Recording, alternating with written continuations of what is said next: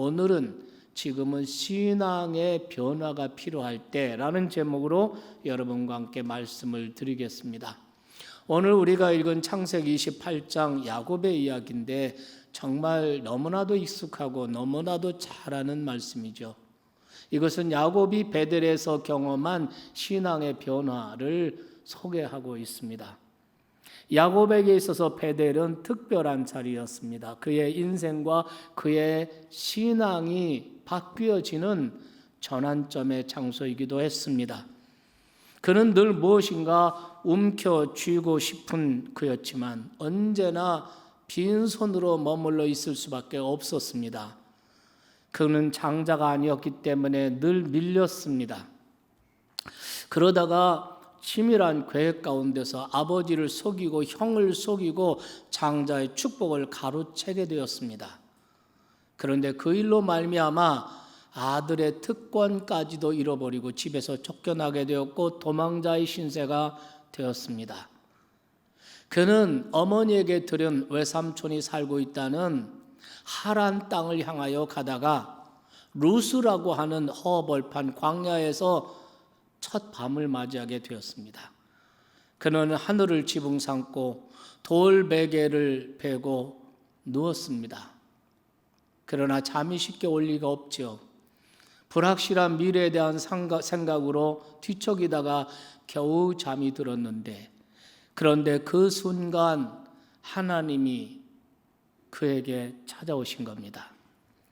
인생의 밑바닥을 쳤다고 탄식하는 그 순간에, 이제 남아있는 것이 아무것도 없다고 여겼던 그 순간에 하나님께서 야곱을 찾아오신 것입니다.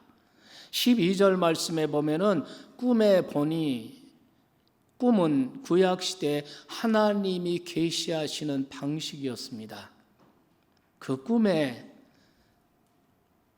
그는 세 가지를 보았습니다.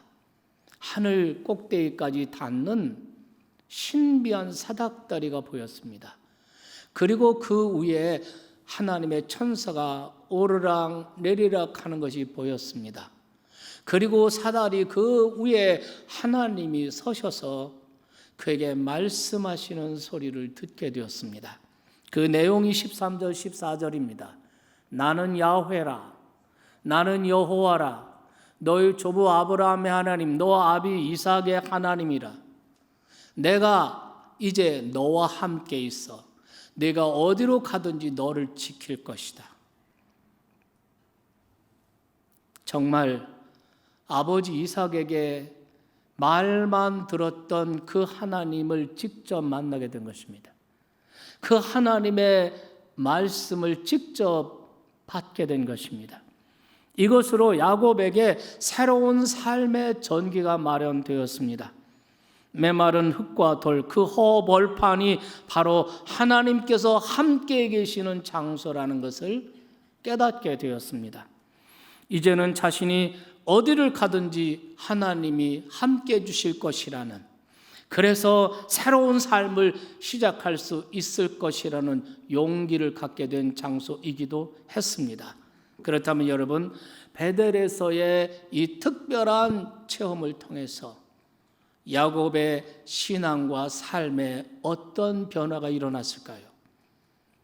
그가 베델에서 일어난 신앙과 삶의 변화는 코로나 팬데믹의 이 어려운 시기를 겪고 있는 우리에게 꼭 필요한 신앙의 변화라고 저는 믿습니다. 첫째는 하나님을 나의 하나님으로, 하나님을 살아계신 나의 하나님으로 고백하게 되는 신앙의 변화를 경험하게 됐습니다. 야곱은 그동안 늘 부모의 신앙에 붙잡혀 있었습니다. 하지만 이제는 야곱 자신의 신앙으로 바뀌어진 것입니다. 조부 아브라함과 아비 이삭의 하나님이 아니라 이제는 나 야곱의 하나님으로 섬기게 된 것입니다. 그저 멀리서만 바라보던 하나님이 이제 내 곁에, 내 가까이 계시는 것을 깨닫게 됐습니다. 나하고는 상관이 없다고 여겼던 하나님께서 자신을 지켜보고 있었다는 사실을 알게 되었습니다. 다시 말하면 객관적인 신앙에서 주관적인 신앙으로 바뀌게 된 겁니다. 관념적인 신앙에서 체험적인 신앙으로 바뀌게 된 것입니다. 할아버지, 아버지의 하나님이 아니라 나의 하나님으로 야곱은 인격적으로 그 하나님을 만나게 된 것입니다. 우리가 어려운 시대를 살아갈 때에 이 하나님, 나의 하나님, 나와 함께 하시는 하나님, 나와 친밀하신 하나님, 그 하나님을 만나야 하는 것입니다. 이 신앙의 변화는 굉장히 중요합니다. 이 신앙의 변화가 없으면 어려운 시대에 그야말로 추품 낙엽처럼 떨어지고 맙니다. 바람에 나는 겨와 같이 우리의 믿음, 우리의 존재 자체가 흔들리게 되는 것입니다. 여러분, 오늘날도 부모님의 신앙에 멈춰 있는 사람이 있어요. 시부모님의 신앙에 멈춰져 있고 부모님의 신앙에 우리의 신앙이 멈춰버리면 하나님을 섬기는 감격과 기쁨, 예수를 믿는 생명적인 기쁨을 다 놓치게 되는 것입니다. 저는 어렸을 적에 어머니 기도 소리 때문에 잠에서 깨어난 때가 많이 있었습니다. 누군가가 중얼대는 소리에 눈을 떠보면 어머니가 기도하고 있었습니다. 주일이 되면 어머니께서 동전 헌금을 주시면서 또는 지폐를 다리미로 다려서 예쁘게 만들어서 그것을 나눠주면서 동생들을 데리고 교회를 가라고 내보내셨습니다. 교회 열심히 나갔습니다. 아마 제 기억으로는 주일날 빠진 적이 기억이 없습니다. 열심히 교회를 나갔습니다. 찬양하는 것도 기도하는 것도 배웠습니다. 성경도 열심히 배웠습니다. 그런데 정말 나의 하나님이시라는 생각은 없었습니다. 그냥 하나님이지 나의 하나님, 살아계신 나의 하나님, 친밀하신 내 곁에 내 안에 계신 하나님 실감하지 못했습니다. 중학교 3학년 때 세례를 받는데 친구들하고 강단 앞에 쭉 모여서 줄을 서가지고 목사님께 세례 문답을 받습니다. 근데 목사님께서 옛날 목사님이시기 때문에 그 질문하는 그것이 우리들에게는 너무나 웃겼습니다. 그대들은 예수 그리스도를 구주로 믿나뇨? 이렇게 물었습니다. 이게 너무나 웃겼습니다. 그런데 친구들 속에서 웃음보가 터져버렸습니다. 웃음처럼 그게 또 전염성이 강한 줄 몰랐습니다.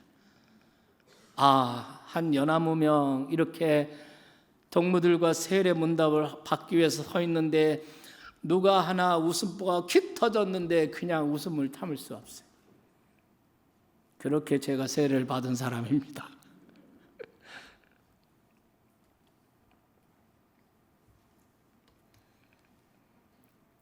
신앙생활을 하고 예배 드리는 것이 가끔은 지겹고 또 귀찮기도 했습니다. 그런데 제 나이 18살 때 폐병 말기에 사지에서 나의 하나님을 만나게 됐습니다. 그 장소, 지금 50년의 세월이 지났는데요. 그 시골 예배당, 그 마룻바닥, 그리고 눈물, 콧물, 땀으로 얼룩졌던 그 마룻바닥의 모습, 거기에서 나는 나무 냄새, 50년의 세월이 지났는데 그 모습, 그 장면, 그때 내가 느낀 감격, 기쁨, 하나님께 대한 두려움과 떨림, 놀라움, 경이로움, 그 감정에서부터 그 마룻바닥 냄새까지 50년의 세월이 지났는데 어쩌면 그렇게 생생한지 모르겠습니다. 그 장소는 내 인생의 전환점이 된 장소였습니다. 바로 지금 야곱이 그랬어요. 베델에서 하나님 만나는 체험을 통해 비로소 그는 신앙의 변화를 경험하게 된 것입니다. 여러분, 야곱의 경험을, 고백을 16절에서 볼 수 있습니다. 야곱이 잠이 깨어 이르되 여호와께서 과연 여기 계시거늘 내가 알지 못하였다, 이렇게 말합니다. 우리는 때로 침묵하시는 하나님 때문에 괴로워할 때가 있습니다. 내게서 멀리 떨어져 계시는 것만 같은 하나님 때문에 어떤 때는 소리를 지르고 싶을 때도 있습니다. 야곱도 마찬가지였습니다. 하나님이 정말 하나님이실까? 그 하나님이 나의 하나님이실까? 야곱은 늘 의심의 눈으로 하나님을 바라보고 있었습니다. 그런데 베델에서 그 하나님이 바로 내 옆에 계시고 나를 지켜보고 계셨다는 사실을 알게 된 것입니다. 비로소 야곱은 가깝고 친밀하신 하나님을 경험한 것입니다. 멀리 계신 하나님이 아니에요. 하나님은 저 천국에 멀리 계신 하나님이 아니시라. 내가 누워있는 이 허벌판, 이 광야, 외롭고 불안하고 이 최악의 상황, 이곳에 하나님이 가깝게 계셨고 자기를 지켜보고 계셨고 그 하나님이 친밀하고 가까운 나의 하나님이신 것을 경험한 것입니다. 오늘 어려운 때를 살아가면서 우리는 이 신앙의 경험이 필요합니다. 하나님이 나와 함께, 하나님께서 친밀하시고 가까이 내 곁에 계신, 나를 지켜보고 계신, 오늘날의 이 모든 상황을 하나님이 다스리고 통제하시면서 나를 지켜보고 계신 친밀한 하나님으로 경험하는 것이 굉장히 중요하다는 것. 그래야만 이길 수 있습니다. 그래야만 승리할 수가 있습니다. 여러분, 그 하나님을 어떻게 이렇게 가깝게 친밀한 하나님으로 어떻게 경험할 수 있을까요? 성경은 믿음은 하나님의 말씀에서 나온다고 했습니다. 그렇다면 여러분, 오늘 우리에게 있는 하나님의 말씀은 무엇일까요? 야곱에게 하나님이 현현하시고 야곱에게 하나님께서 말씀하신 그 하나님의 말씀보다 더 큰 하나님의 말씀이 우리에게 있습니다. 그 말씀은 다른 것이 아니라 말씀 자체이신 예수 그리스도입니다. 예수님께서 이 땅에 오셔서 사람들을 만나주시고 사람들과 대화하시면서 그분은 하늘 아버지 하나님이 어떤 분이시라는 것을 계시었습니다. 그러므로 우리의 믿음이 자라게 하려면, 우리의 신앙의 변화를 경험하려면 우리는 바로 말씀 그 자체이신 예수님께로 들어가야 합니다. 말씀 속에서 예수님을 인격적으로 만나셔야 합니다. 그런데 그것이 쉽지 않아요. 노력으로만 되는 게 아닙니다. 열심으로만 되는 게 아닙니다. 의지로만 되는 게 아닙니다. 왜냐하면 예수님이 사시던 때는 지금부터 2000년이라는 시간 간격이 있습니다. 예수님이 말씀하시고 가르치고 활동하신 그 장소는 우리가 사는 이 지역으로부터 수만 킬로 떨어진 공간적 거리가 있습니다. 이 엄청난 시간과 공간의 차이를 연결해 줄 무언가가 필요합니다. 그것이 무엇일까요? 바로 성령 하나님이십니다. 바로 성령이십니다.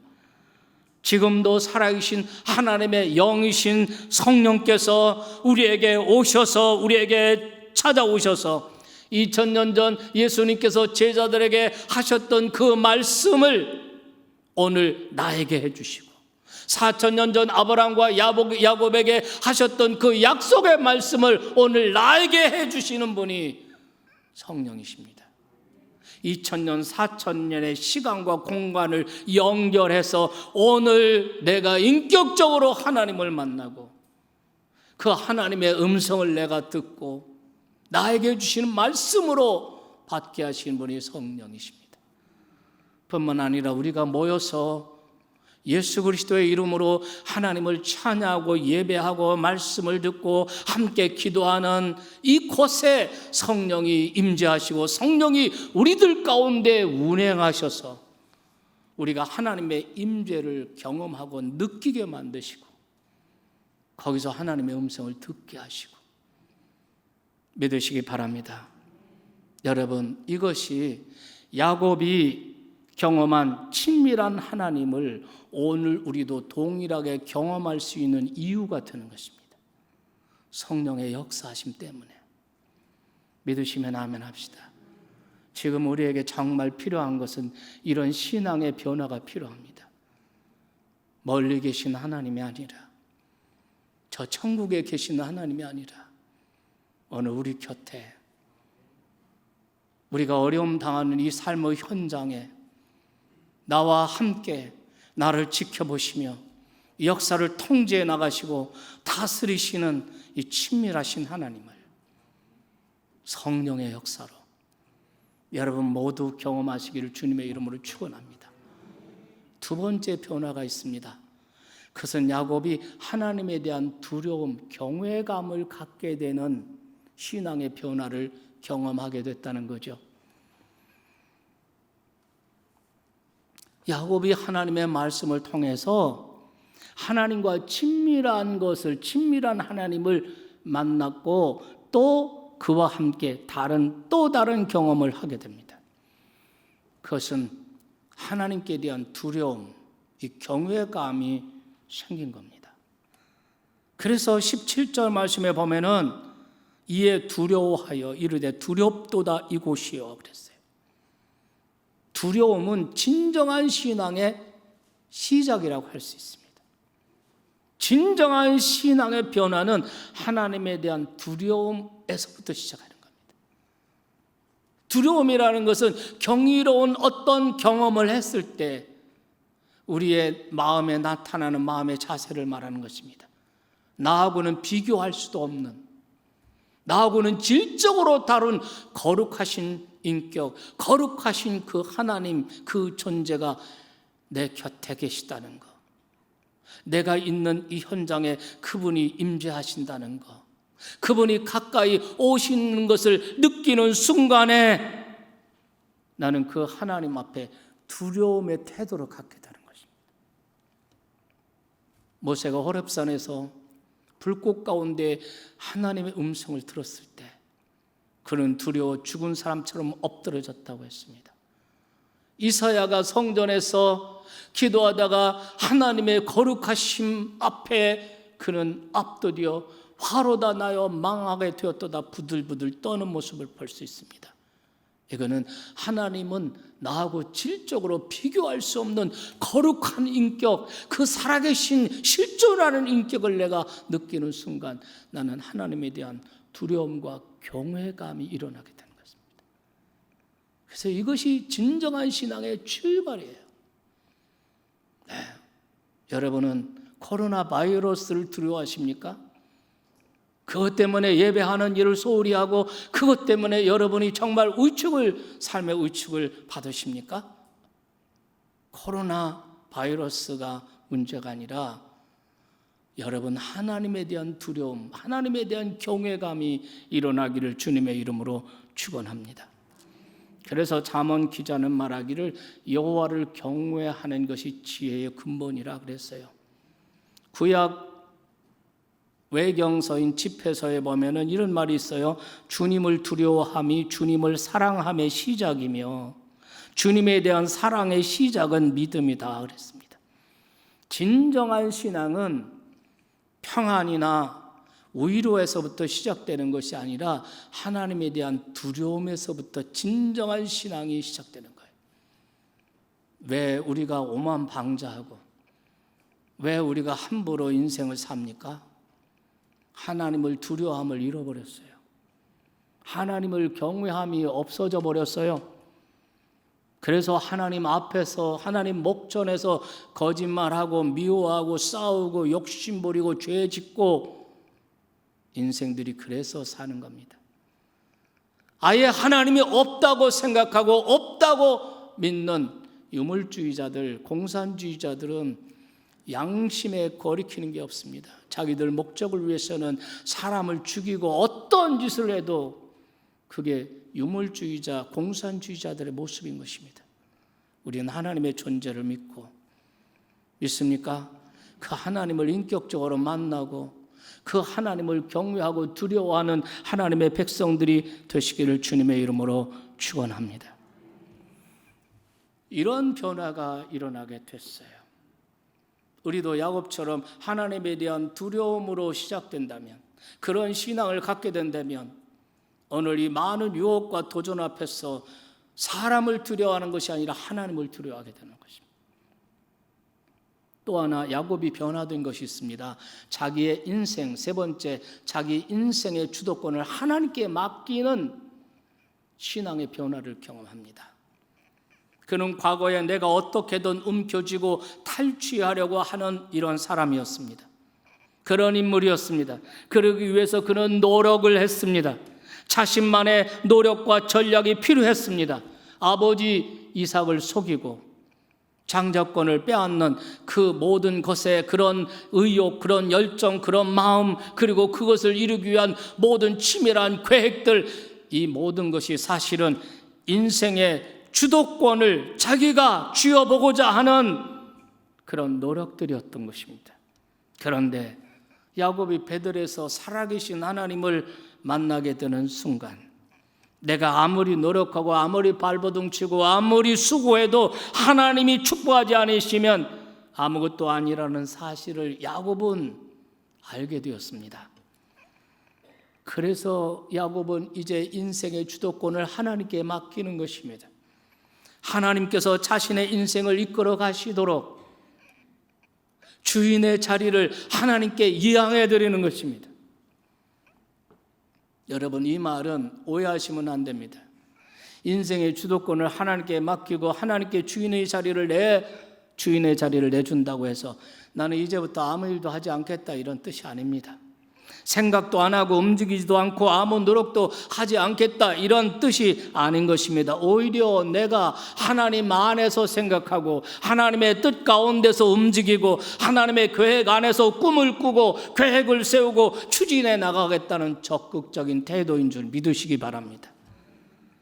그렇습니다. 하나님께서 진정 주인이 되시는 삶, 인생의 주도권을 하나님께 맡기고 하나님의 인도를 따르는 삶, 이것이 진정한 지혜고 이것이 능력이고 이것이 축복인 줄 믿으시기 바랍니다. 오늘 20절 말씀에 보면은 이런 하나님을 경험하고 나서 그가 일어나서 베개하던 돌을 세워놓고 하나님 앞에 서원하는 내용이 20절에 나와 있습니다. 이 야곱의 서원 속에는 하나님을 만난 그 감격스러운 마음이 잘 담겨 있습니다. 그 말씀의, 그 서원의 핵심은 자기 자신의 인생의 주도권을 하나님께 맡기겠다는 겁니다. 여러분 20절 보십시오. 야곱이 서원하여 이르되 하나님이 나와 함께 계셔서 내가 가는 이 길에서 나를 지키시고 먹을 떡과 입을 옷을 주시어 내가 평안히 아버지 집으로 돌아오게 하시오면, 이렇게 말합니다.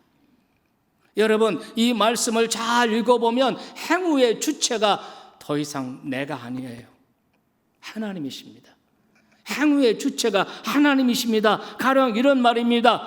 하나님이 나와 함께 하시고 하나님이 나의 가는 길에서 나를 지켜주시고 하나님이 먹을 떡을 나에게 주시고 하나님이 입을 옷을 주시고 하나님이 나를 인도하여 이 고향으로 다시 돌아오게 하시오면, 이런 말씀입니다. 행위의 주체가 이제는 내가 아니에요. 이제는 하나님이 되었습니다. 내 인생의 주도권을 하나님께 맡겼다는 겁니다. 지금까지는 내가 발버둥을 쳤는데 이제는 하나님이 하셔야 된다는 겁니다. 하나님이 내 인생의 주인이 되셔서 나를 인도해 주십시오. 하나님께 자신의 인생을 맡기는 것입니다. 여러분, 이제서야 야곱이 드디어 하나님께 순종하는 삶 속으로 들어간 겁니다. 이것이 야곱 인생의 결정적인 변화입니다. 하나님에 대한 두려움이 하나님에 대한 신뢰로 바뀌었습니다. 내 인생을 내 마음대로 움직이겠다고 하는 이 교만함이 하나님께 삶의 전부를 맡기겠다는 겸손함으로 바뀐 겁니다. 코로나 팬데믹 대유행을 겪으면서 지구촌 인류들이 깨달아야 할 것이 이겁니다.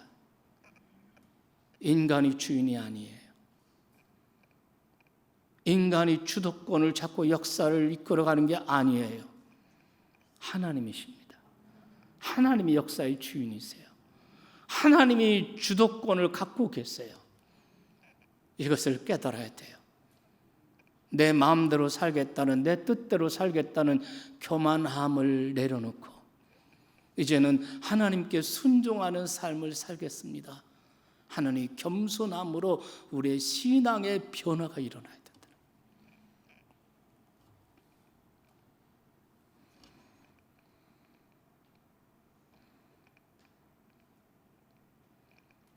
그리고 여러분, 우리가 이 말씀 주목해서 볼 것이 야곱의 이런 마음의 변화, 신앙의 내면의 이 변화는 놀랍게도 외적인 삶으로 이어지고 있다는 겁니다. 야곱은 지금까지 어떻게든 내 것으로 모으려던 사람입니다. 내 소유로 만들어야 마음이 편한 사람이었습니다. 그런데 놀랍게도 하나님의 주도권을 인정한 다음 그는 꽉 쥐고 있던 손을 하나님 앞에서 펼치기 시작했습니다. 지금까지는 내 것, 내 소유를 갈망하고 끊임없이 채우려고 애썼던 이런 마음인데 이 마음을 비우고 움켜쥐고 있던 손을 펴서 이것은 하나님의 것입니다. 이것은 하나님이 본래 주신 겁니다. 이건 하나님의 것입니다. 라고 고백하며 하나님께 드릴 줄 아는 사람이 되었다는 거죠. 22절 함께 읽겠습니다. 하나님께서 내게 주신 모든 것에서 10분의 1을 내가 반드시 하나님께 드리겠습니다. 바울이 깨달은 거예요. 자기가 가지고 있는 모든 것, 자기 생명까지도 하나님께서 내게 주신 하나님의 선물이고 하나님의 축복임을 알게 된 것입니다. 그래서 지금까지 움켜쥐고 있던 그 손, 끊임없이 소유를 갈망하며 끊임없이 그 욕망을 채우려고 하던 마음을 비우고 하나님 앞에 나와 두 손을 펼치는 겁니다. 내 생명을 포함해서 모든 것은 하나님께서 내게 주신 것입니다. 이 모든 것은 하나님의 선물입니다. 하나님의 축복입니다. 그러므로 이제부터 내가 11조 예물을 반드시 드리겠습니다. 라고 서원을 하게 된 거예요. 여러분, 이것이 11조 예물에 들어있는 신앙 고백이고 정신인 것입니다. 오늘도 우리는 11조 예물을 드립니다. 여러분, 어떤 사람들이 11조를 바치는가요? 돈이 넘쳐나서 많은 사람들일까요? 아니면 애시당초 돈에 대한 욕심이 없는 사람들일까요? 아니면 30배, 60배 하나님께서 갚아주실 걸 기대하는 사람들이 11조를 바치는 걸까요? 결코 아닙니다. 진정한 11조를 드리는 사람들의, 그분들의 일치된 한결같은 고백이 있습니다. 나의 나된 것은 하나님의 은혜입니다. 모든 것이 하나님께로부터 왔습니다. 내 것은 아무것도 없습니다. 내 생명도 내 것이 아니고 자식도 내 것이 아니고 물질 재산도 내 것이 아니고 다 하나님의 것이고 하나님께로부터 왔습니다. 한결같은 고백.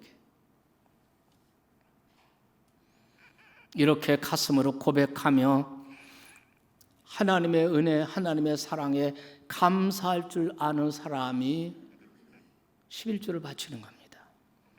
내가 기분이 좋든 기분이 나쁘든 경제적 상황이 좋아지든 어려워지든 흔들리지 아니하고 11조를 바치는 것입니다. 전에 어느 선교대에서 찬양을 정말 은혜롭게 찬양을 부른 청년이 기억납니다. 그는 목사님의 자제였습니다. 미국에서 성악을 공부하다가 귀국해서 군에 입대를 하게 됐습니다. 목사의 아들이지만 자기 신앙이 아니었습니다. 그냥 목사의 아들의 신앙이었습니다. 그런데 군대 가서 전차부대에 고된 훈련을 하는 가운데 그 가운데 아버지의 하나님을 드디어 나의 하나님으로 만나는 경험을 하게 됐다는 거예요. 그러고 나니까 얼마나 하나님의 은혜, 하나님의 사랑 지금까지 지켜보고 계시던 그 하나님, 지금까지 자기를 이끌어 주신 하나님께 너무나 감사해서 사단 군 목사님은 군종 목사님 찾아가서 내가 지금 너무나 감사한데 어떻게 하면 좋겠냐고 하니까 11조를 드리라고 그러더래요. 그래서 이 청년은 그동안 군대에서 받은 사병 월급 총액의 11조 21만 원을 하나님께 드렸다고 합니다. 이 청년에게 있어서 11조는 하나님의 사랑에 대한 감사고 하나님의 은혜에 대한 감사였습니다. 헌금은 그래서 우리의 감사의 표현이고 우리가 하나님 앞에 드리는 기쁨의 표현인 것입니다. 물질이 신앙을 대체할 때 그것은 우상이 될 수 있습니다. 그러나 내 신앙이 물질로서 하나님 앞에 표현될 때 그 물질은 축복이 되는 줄 믿습니다. 하나님이 우리에게서 원하는 것은 11조 헌금이 아니에요. 물질이 아니에요. 하나님이 우리에게 원하는 것은 바로 나 자신입니다. 하나님 내 삶을 원하십니다. 하나님 나의 전 존재를 원하십니다. 야곱은 그것을 깨달았기 때문에 하나님 앞에 즐거운 마음으로 11조를 드리겠다고 약속을 하게 된 겁니다. 사랑하는 우리 성도님들, 혹시 여러분에게 이것만은 놓쳐서는 안 된다고 야곱처럼 움켜쥐고 있는 것이 있습니까? 그것이 무엇입니까? 그것이 나의 인생의 안전을 만들어줍니까? 그것이 나의 인생에서 영원히 동행할 친구입니까? 결코 아닐 것입니다. 이제는 그렇게 꽉 움켜쥐었던 두 손을 이런 어려운 상황을 통해서 하나님 앞에 나와서 그 움켜쥐었던 손을 펴시기 바랍니다. 그리고 하나님, 제 인생을 여기까지 인도해 주신 것 감사합니다. 이제는 내 인생의 주도권을 하나님께 맡기겠습니다. 하나님께 내 삶을 드리겠습니다. 내 영 기쁘게 주님을 따르겠습니다. 주님께서 나의 남은 인생을 이끌어 주시고 인도해 주십시오. 내 영 즐거이 주를 따르렵니다. 나의 인생을 통해 하나님 영광을 받아주십시오. 이렇게 고백할 수 있기를 주님의 이름으로 축원합니다.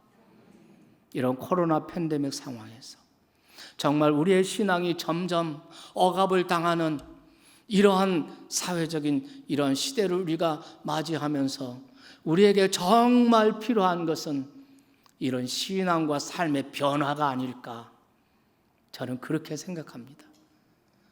이런 상황을 통해서 우리에게 하나님께서 사자 같은 목소리로 외치는 말씀이 있을 겁니다.